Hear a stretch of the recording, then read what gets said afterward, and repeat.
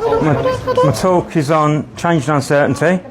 This is based on my own experience, and I think I say this every time I do a talk. If you've met one autistic person, you've met that autistic person. Hi, this is Ed Shearer. He's from Neurodivergent Joy. He's sort of like jobs ahead there, but this is Ed. So I was like, what do I do? Yeah, this is Ed, and he's going to do a lovely talk because he's brilliant. Thank you. Okay, so yeah, change and uncertainty. I know it's a big thing for autistic people, but this is not something that I expected to actually do. So in June last year, I received a phone call while I was sick from a senior manager from my company saying that they've started a consultation for redundancy. So basically they made the decision to get rid of me. It was like a bolt from the blue, and especially as I was sick, really didn't know how to deal with it, and it affected my mental health badly for a few weeks. Actually facing the real possibility, being unemployed, being autistic, over 50 and having ADHD was not something that I was looking forward to. I did try and focus on the positives, but because I struggle with changes, I kind of hit that doom loop. So I ended up in a really bad spiral, struggling with work that I was going to be doing when I got back, and my personal life. I think the worst case scenario for me was I was going to lose everything, my flat, money, which is really helpful.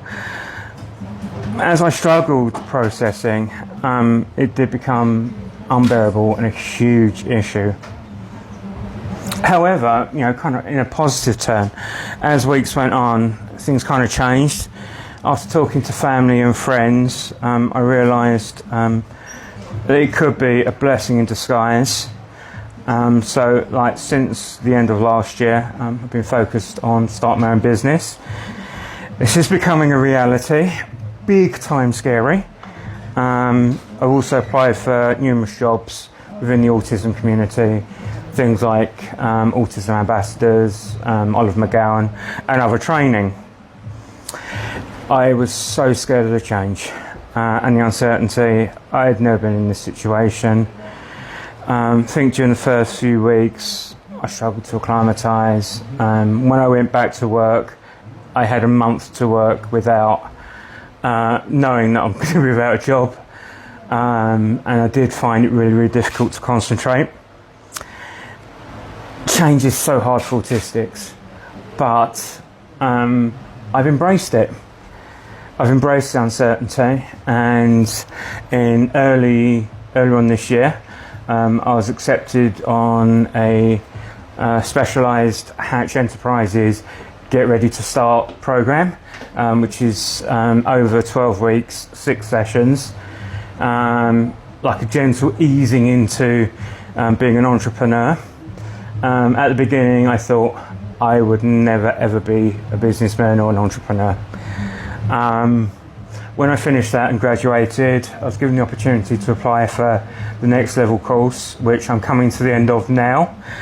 And I completely made the decision during that period to set up Neurodivergent Joy, set my own business up, not going back to 9 to 5, because the 9 to 5 is horrible and can kill, and it literally can kill autistic people with masking and pressure.